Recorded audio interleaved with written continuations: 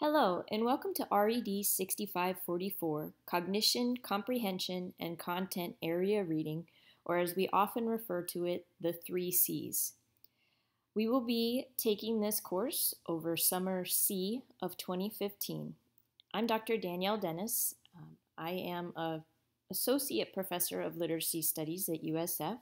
I just completed my 8th year at USF and focus specifically on literacy assessment, literacy professional development, and literacy policy, with a particular interest in content area reading. So I'm looking forward to this course.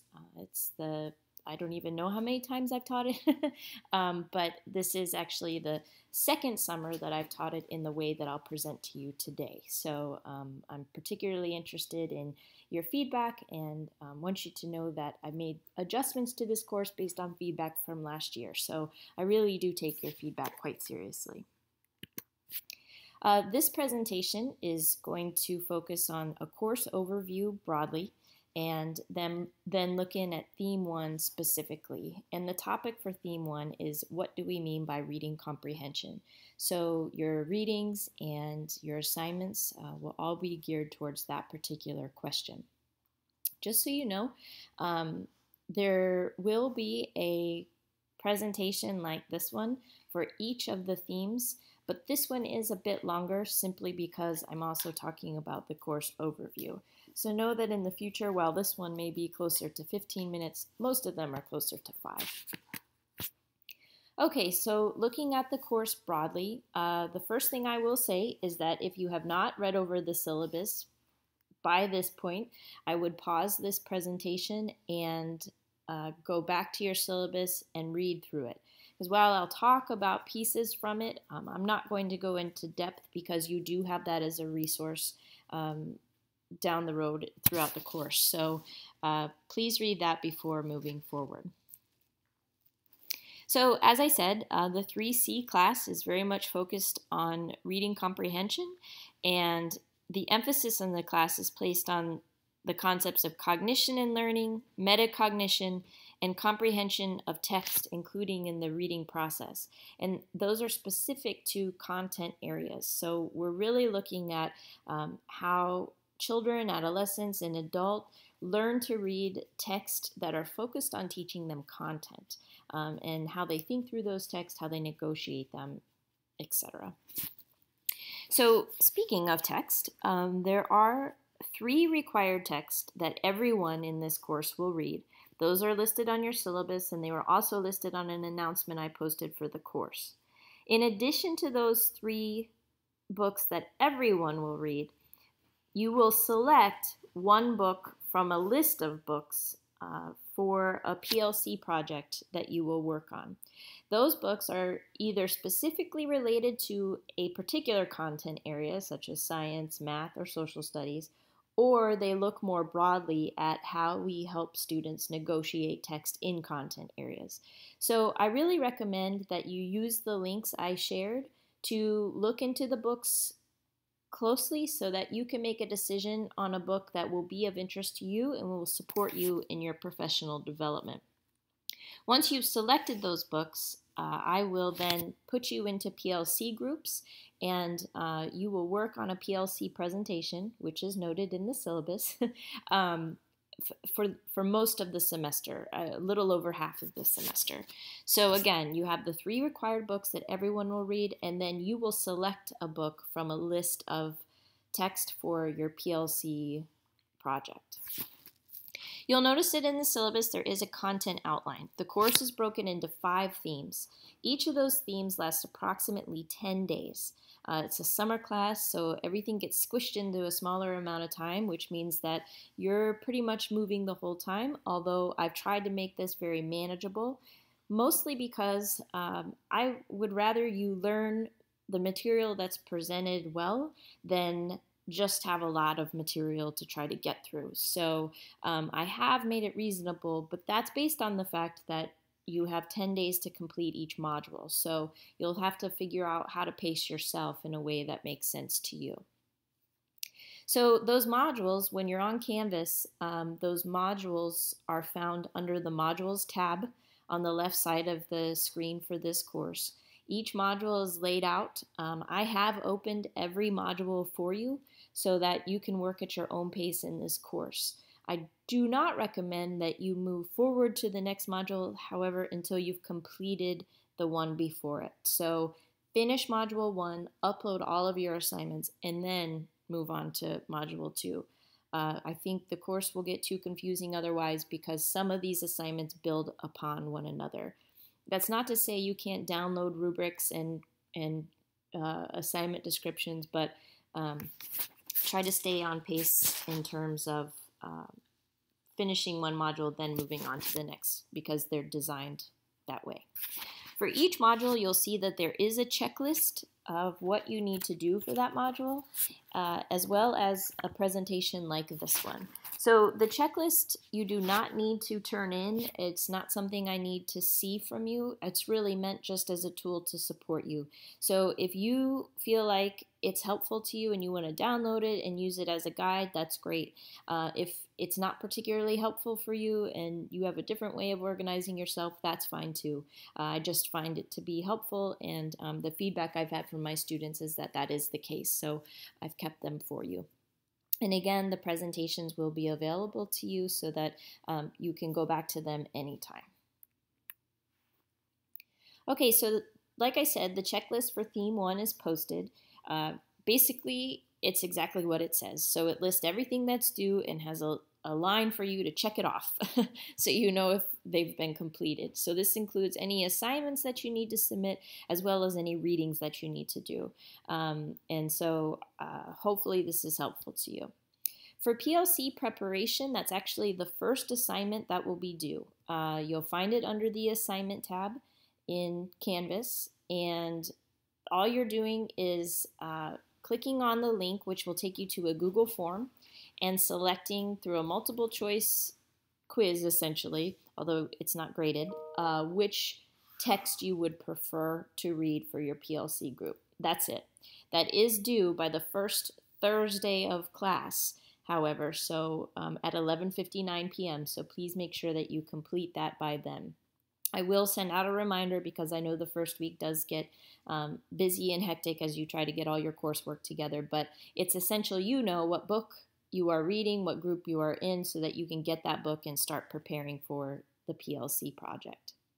Again, all of the readings are listed. You will be reading from each of your required course text, basically every theme.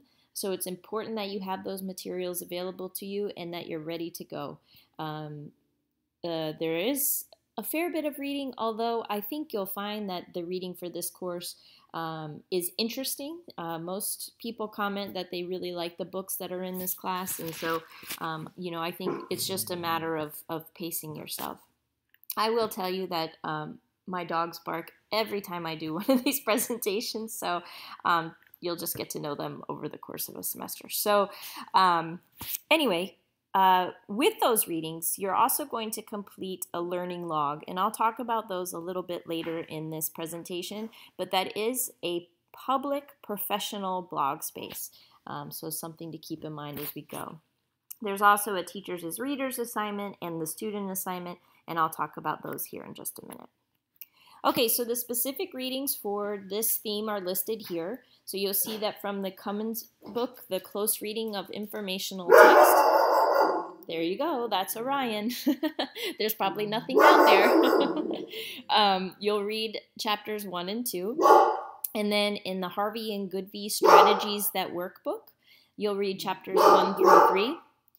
And in the Keene and Zimmerman book, The Mosaic of Thought, you'll read chapters 1 and 2. There's also an article posted under Module 1 Files by Richard Allington called What Really Matters When Working with Struggling Readers. So that will be another piece that you'll need to read. And again, you'll find it in the module for Theme 1. And then for your PLC text, I'm really recommending that although the PLC presentation is not due until the middle of June, that you start reading it and that you and your group start conversing about it so that it's not a mad rush in the middle of June. You really have your thoughts in place and kind of know what it is you want to be doing way before then. So how you pace yourself is really up to you. You as a group of learners and adults will make those decisions, but I strongly recommend that you start now. Okay, so for the learning log assignment, this is an assignment that is due every theme, and it goes back to the question, the essential question of the theme that we're working with. So in this case, for theme 1, we're talking about what do we mean by reading comprehension. So as you're reading the chapters and the article that you have for theme 1, be thinking about that question. And you're going to discuss your connections from the readings to that question in your your theme 1 learning log. So if you don't already have a professional blog, you'll need to establish one. I just listed a few options here. I find Blogger to be the most user-friendly, but I find WordPress to kind of look nicer and look more professional. So it really depends on your sort of level of comfort and your tech-savvy approach to things, which way you'd like to go. Weebly, to be honest, is not one that I have used, but many of my students do, and they find it to be user-friendly. So I listed that one there just based on what I've learned from them.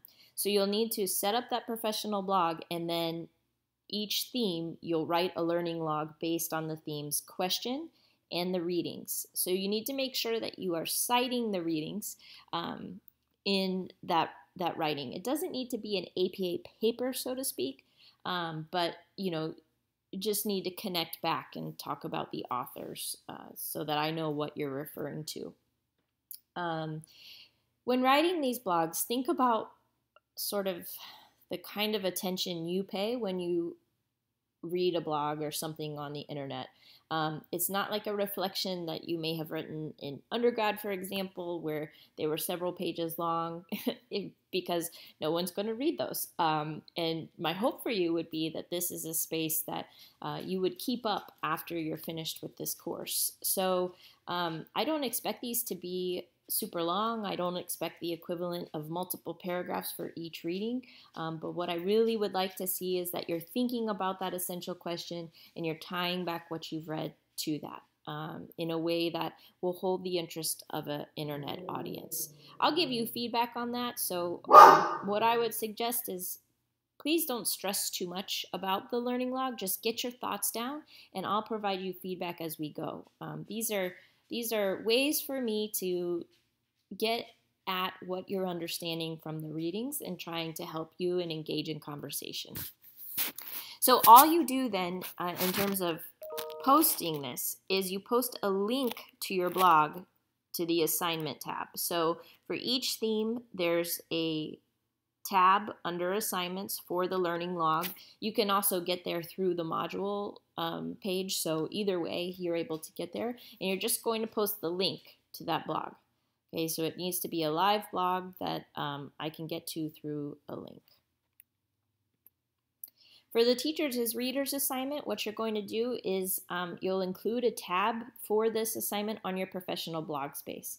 So that blog that you created for the learning log, you'll create another tab or page for your Teachers as Readers. This one tends to be more challenging for people to start, but ends up being something they like best about the course. So I tell you that up front so that if you feel challenged by it, know it's normal, but also stick with it, because what I constantly get in feedback from students is that they were so happy that they were asked to read for pleasure, because it's not something that they take the time to do on their own, which is something I can definitely understand. I know that sometimes it's hard to find the time to just sit down and read a book because I want to. So I'm forcing you to do that for the purposes of this class. So this can be any text, mind you. It doesn't have to be a novel. It does not need to be the same book every theme. Some people just will sit down at the beach and read a couple of magazines and talk about that. Or you can read a comic book, or, if you want to read some blogs, there were some people last summer who were going to be traveling after class, and so they talked about reading blogs to help them figure out where exactly they wanted to go. And so, it's really limitless, but it should be pleasurable. For some, that means finding a professional text that they're interested in reading, that isn't a course requirement. So, the options are endless. But the goal here is to keep track of the processes that you're using to negotiate the text. And that's harder than it sounds. So you're really starting to think about, so for example, when you're on that blog, what is it that you have to think about in order to navigate it? Do they have buttons for you to push, or is it a next link that you're using, or do you kind of have to understand how the blog is set up before you can even begin to read it?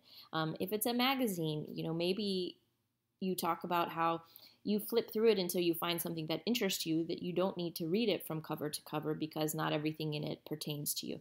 Things like that. It does not need to be a long blog post. It's really just choosing something for pleasure and considering how you negotiate that text in order to make sense of it. Again, don't stress about it. Get your thoughts out on paper and I'll provide you feedback. So after this first theme is finished, you should feel more comfortable with the learning log and teachers as readers once you get my feedback. And again, there's a separate assignment tab for this assignment for each theme. So you'll see teachers as readers, theme 1, and you just click on that and add the link to your blog post to that tab. Okay, so the sort of larger assignment for this theme is called the student. You'll notice in your syllabus that you have what's called the curricular quartet of assignments. So there are 4 assignments that all kind of build upon one another and that should inform you as you go. So this one is about a student. There's a rubric and a description included in the syllabus, and there are also example papers under Module 1 in the course Canvas site. You need to work with an actual student for this assignment. So that's important for you to know because we're getting down to the end of the school year and it becomes harder and harder if you wait too long to find a student to work with. This is the only assignment for this course that you need to work with an actual student. You'll use the information from working with this student to build on the rest of the curricular quartet assignments. So keep that in mind. You really only need to sit down with a student probably once for a couple of hours or twice for an hour each, but it's essential that you're working with someone for the purposes of this course. The syllabus says that you need to identify a reader who is having difficulty comprehending text. I don't necessarily stick to that. So if you're particularly curious about how to work with gifted students, for example, so students who don't actually have trouble comprehending the text, but who are constantly ahead of everyone else, and you want to focus on that, I'm okay with that. But just in the description that you write up about the student, justify why you made the decisions that you did. So whatever student makes sense to you. The student needs to be in kindergarten through 12th grade. If you happen to be working with adult learners and you want an exception to that, just reach out to me and we'll work on what that looks like. So you are going to use authentic assessment measures of your choice to determine appropriate text to select for this student and appropriate comprehension strategies. So that will, both the text and the comprehension strategies will be described further in the next pieces of the curricular quartet.